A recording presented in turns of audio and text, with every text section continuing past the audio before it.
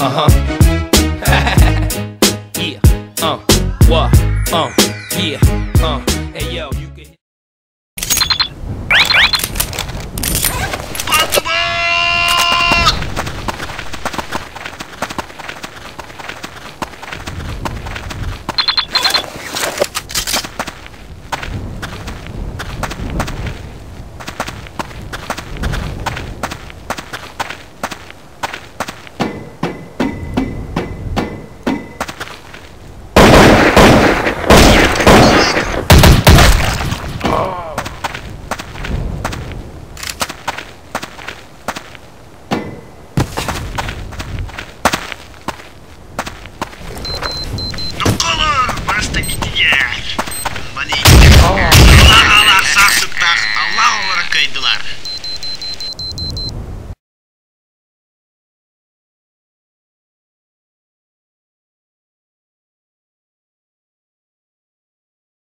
Hit the dance floor now, you ain't gotta wait.